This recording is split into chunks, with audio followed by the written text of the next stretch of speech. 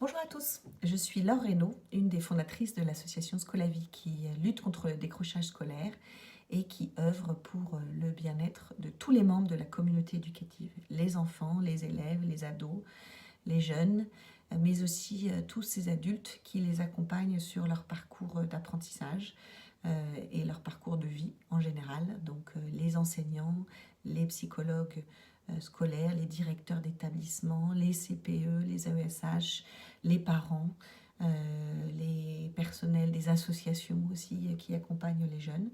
Au centre de nos actions, nous avons le développement des compétences sociales et émotionnelles. Ce sont toutes ces compétences dont on a besoin dans la vie, à l'école, mais aussi en dehors, pour mieux vivre avec soi et avec les autres. C'est comment est-ce que je vais gérer mes émotions, gérer mon stress, mon anxiété, comment est-ce que je me connais, comment est-ce que je vais résoudre un problème, comment je vais faire preuve de créativité, d'empathie. Voilà, toutes ces compétences qu'on peut développer euh, et qui aujourd'hui vraiment participent à notre bien-être, à notre réussite et à notre engagement au quotidien. Alors chez Scolavie, nous avons un fort ADN scientifique et c'est vrai que tout ce que nous faisons est basé sur les apports de la recherche, principalement en psychologie, pas seule positive, mais pas seulement, puisqu'on fait des ponts et des liens vers d'autres domaines d'études et de recherche, comme les sciences cognitives ou les neurosciences affectives et sociales. Alors qu'est-ce que nous faisons justement chez Scolavie? Eh bien, nous faisons pas mal de choses on pourrait regrouper nos actions en cinq axes. Le premier axe, c'est le plaidoyer. Qu'est-ce que c'est que les compétences sociales et émotionnelles, en quoi c'est important, etc. Parce qu'on en entend beaucoup parler, mais finalement, c'est difficile de les définir et on ne sait pas toujours de quoi on parle. Donc c'est important pour nous de travailler sur cette compréhension-là du concept. Ensuite, on a un deuxième axe d'action qui est la vulgarisation de la recherche sur ces sujets. Comment est-ce que justement on peut permettre cet accès à toutes ces études sur le sujet. Donc, vulgariser la recherche sur la confiance en soi, vulgariser la recherche sur la motivation et la mettre à la portée du plus grand nombre. Voilà. Troisième levier d'action, c'est la formation, l'accompagnement, et nous travaillons essentiellement avec l'éducation nationale sur ces questions. Quatrième levier d'action qui va nous occuper davantage aujourd'hui, c'est les jeux et les outils pédagogiques pour développer les compétences sociales et émotionnelles de nos élèves, de nos enfants, mais aussi nous-mêmes, nos compétences, comment les développer, les cultiver au quotidien, comment aussi en équipe, en famille, on peut laisser toute la place à cet apprentissage-là qui, on va le voir, est fondamental.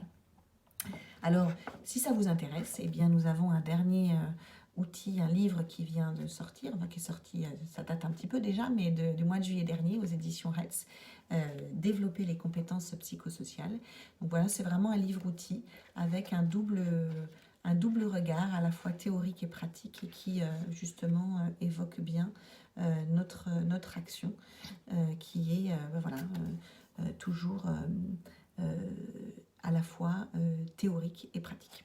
Nous avons aussi sur notre site www.scolavie.fr, nous avons dans l'onglet Action, Pôle Action, vous avez un onglet Nos outils et vous pouvez retrouver nos outils librement téléchargeables, gratuits en ligne.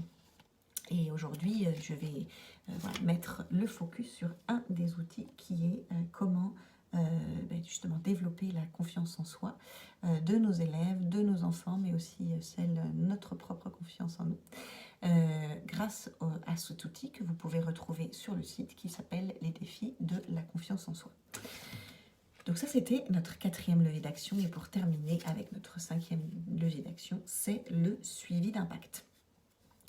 Alors, je vais essayer de répondre aujourd'hui et merci pour votre bienveillance. C'est la première vidéo que je fais et je pense que voilà, on peut toujours mieux faire. Mais pour ce coup-ci, je suis un peu sortie de ma zone de confort et je vous remercie de me soutenir voilà, dans cette initiative. En tout cas, pour répondre à la question, donc en quoi une meilleure confiance en soi contribue-t-elle au bien-être de tous à l'école? Il faut peut-être commencer par définir qu'est-ce que c'est que la confiance en soi. Et puis la confiance en soi et le bien-être, ce sont vraiment deux concepts qui sont liés.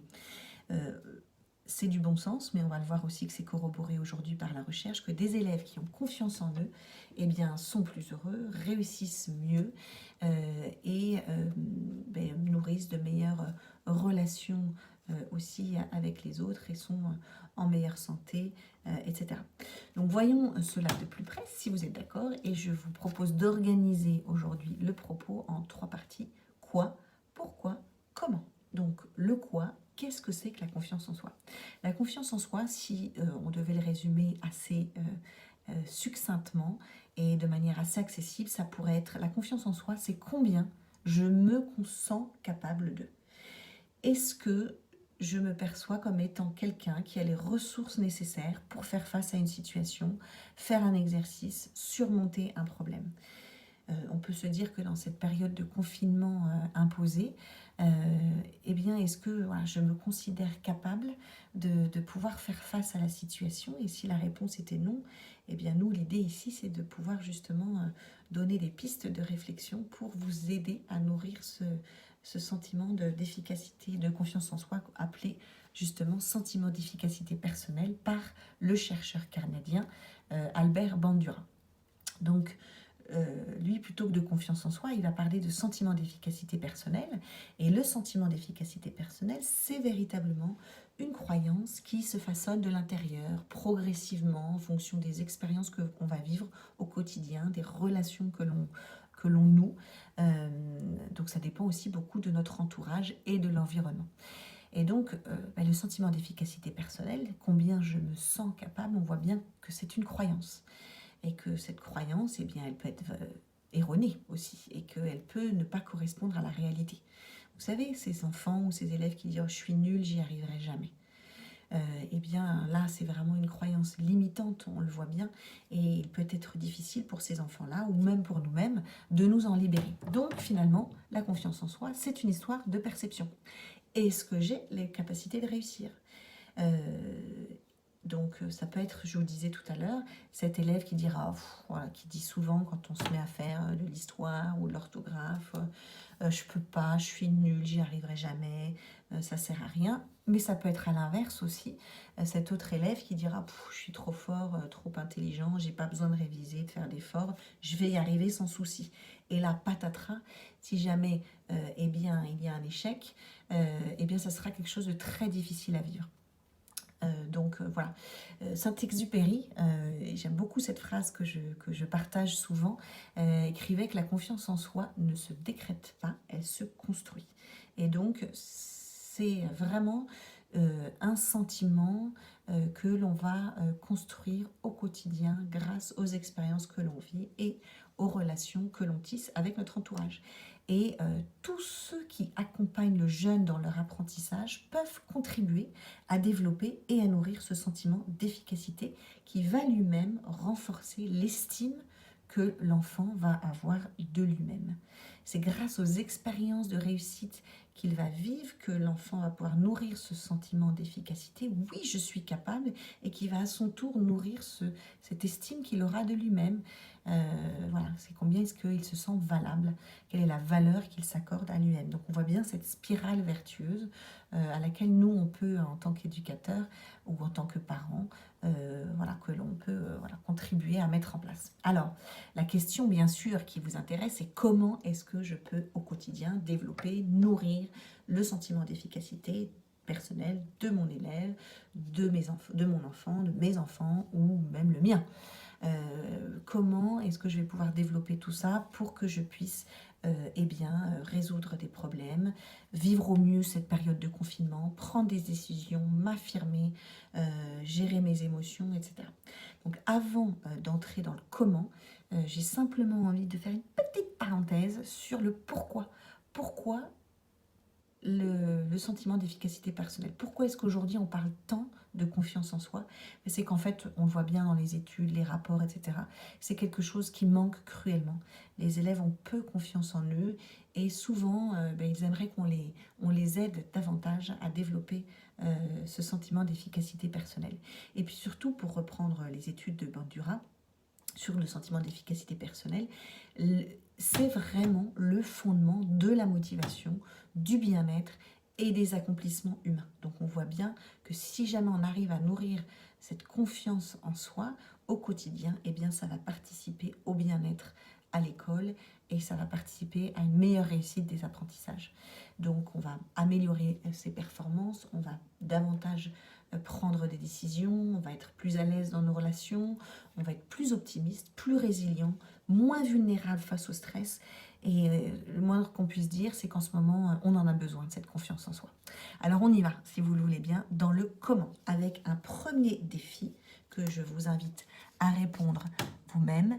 C'est terminer la phrase « Je me sens en confiance quand ?» Alors, quand est-ce que vous vous sentez en confiance? Prenez quelques minutes, allez, je vous donne quelques secondes pour répondre à cette question. Et vous pouvez bien sûr inviter ceux qui sont autour de vous à y répondre aussi. Et vous verrez que dans les réponses qui seront apportées, on va avoir plein de sources, plein de moyens, plein de pistes pour développer cette confiance en soi. Alors, vous êtes prêts? Alors, qu'est-ce qui vous permet, vous, de vous sentir en confiance? Est-ce que c'est le fait d'être avec des gens qui vont vous encourager? Est-ce que vous vous sentez en confiance que vous avez bien préparé quelque chose?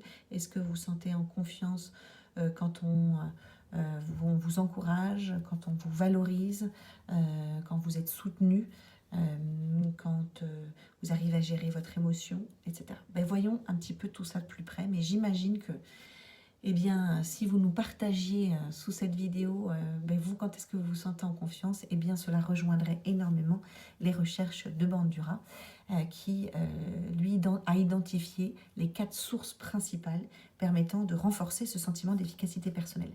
Donc, il y en a bien d'autres, mais nous, on va mettre le focus aujourd'hui sur ces 4 sources principales pour développer le sentiment d'efficacité personnelle selon Bandura. Alors, vous êtes prêts?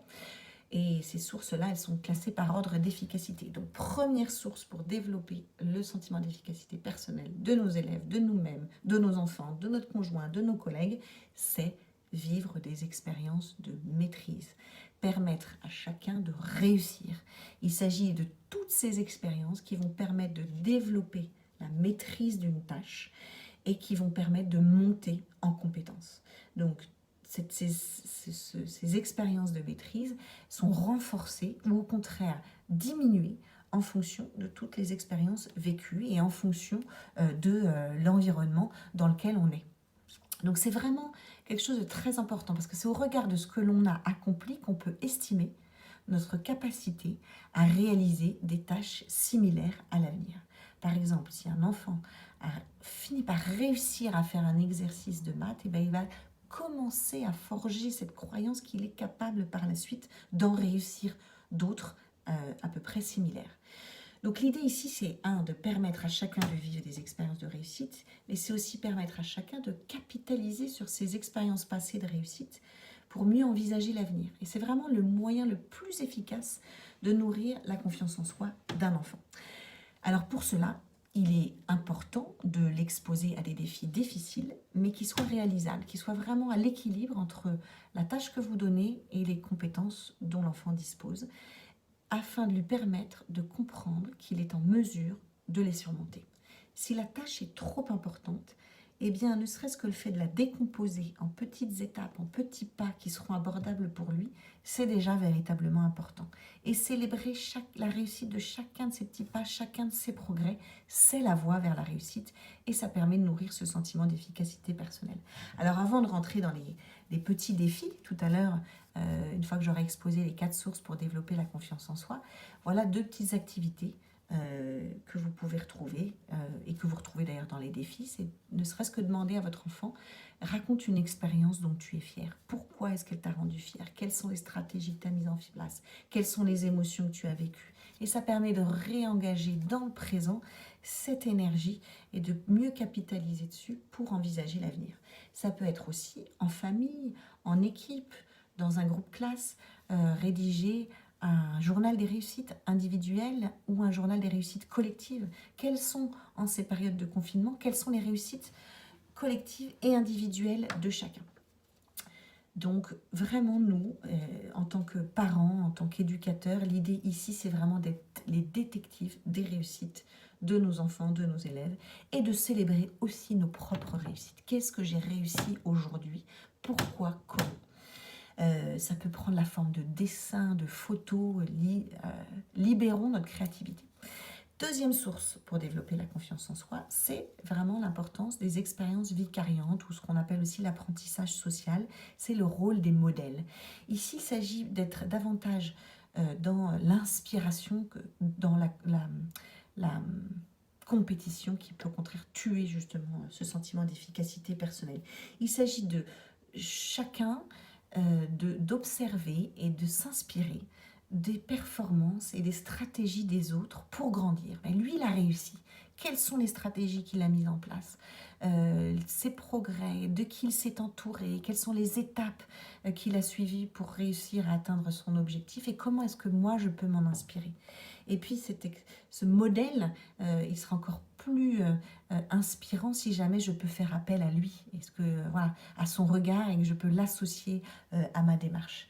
Alors, il peut s'agir tout simplement de permettre à l'élève, au jeune, à notre enfant, de faire simplement l'inventaire de ces personnes qui sont inspirantes dans son entourage. Et on sait que plus, en tout cas chez les jeunes, ceux qui ont le plus d'influence, eh bien, c'est vraiment leur père, PAIRS. Donc, parmi leurs pairs, quels sont ces modèles inspirants? Quels sont ces alliés de la confiance? On peut aussi travailler à partir de la métaphore du super-héros. Quels sont ces super-héros qui m'inspirent? Pourquoi? Quelle stratégie? Quel pouvoir? Quelle qualité est-ce qu'ils mettent en place dans leur quotidien? Et comment moi, est-ce que je peux développer ça dans mon quotidien à moi? Ça peut être aussi raconter des histoires de personnages inspirants. Voilà, et donc on a vraiment, on le sait, aujourd'hui il faut valoriser davantage la coopération, l'inspiration plutôt que la compétition, et nous avons tous à apprendre beaucoup des uns des autres.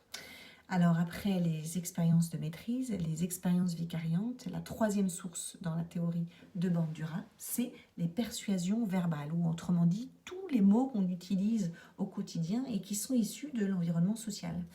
Donc ces persuasions, ces mots qu'on utilise peuvent souligner que la personne possède ou non certaines capacités. Alors ça inclut bien sûr tous les feedbacks, les retours d'expérience, les encouragements, la valorisation des réussites, des stratégies, des efforts. Comment est-ce qu'on va considérer l'erreur, nous? Est-ce que vraiment on va la considérer comme une opportunité d'apprentissage? Comment faire des feedbacks constructifs?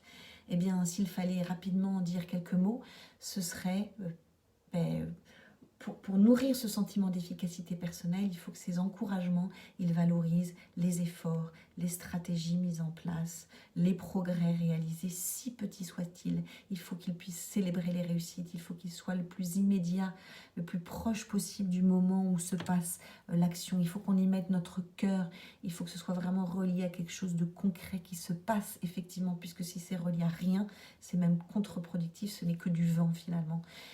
Et puis si on y met du cœur, l'enfant il y croit.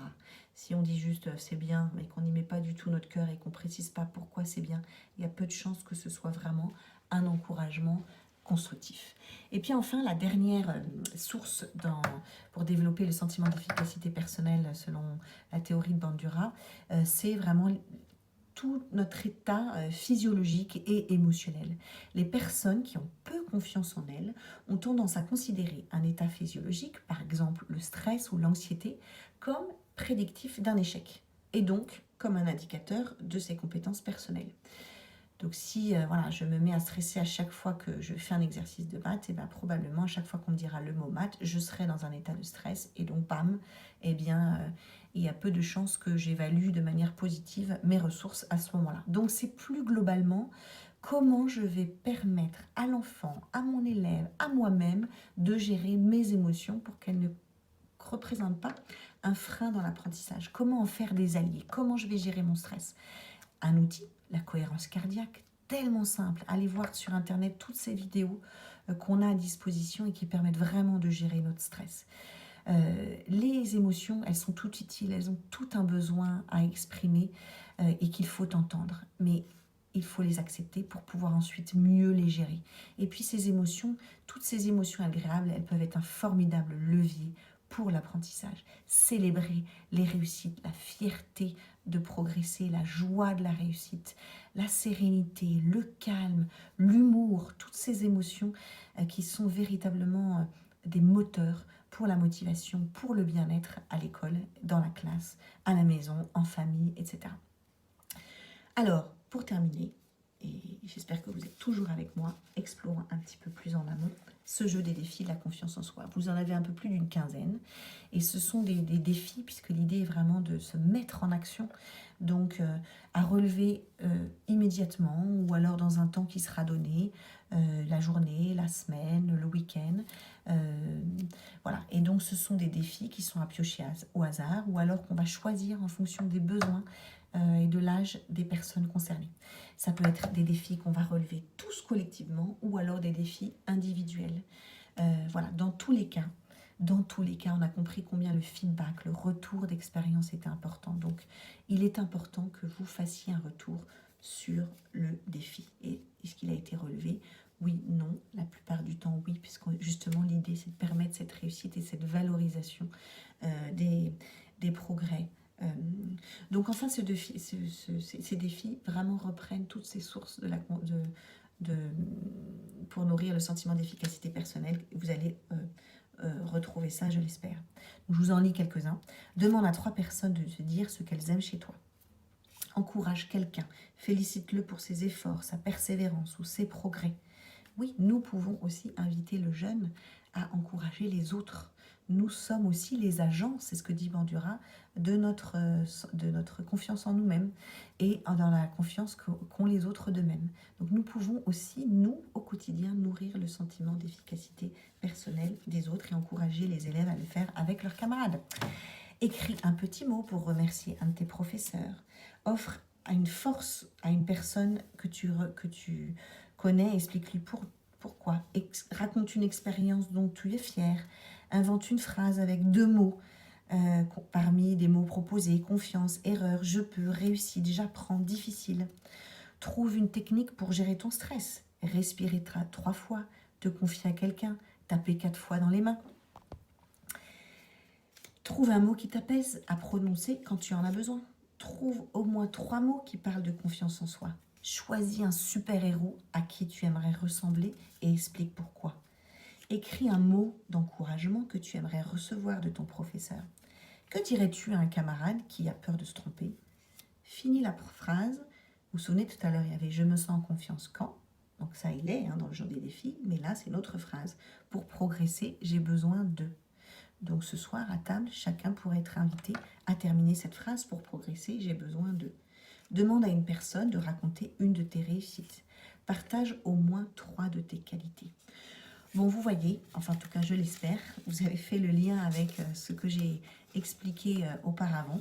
Je vous souhaite une belle découverte et de profiter de ce temps de confinement pour eh bien, être le détective des réussites de vos enfants, mais aussi des vôtres. Et peut-être voilà, chaque jour partager un défi à relever individuellement ou collectivement pour vivre au mieux cette période ô combien difficile qui demande vraiment beaucoup de confiance. Mais ensemble, faisons-nous confiance, faisons confiance à nous-mêmes, à ceux qui nous entourent pour relever le défi. Chiche, à bientôt!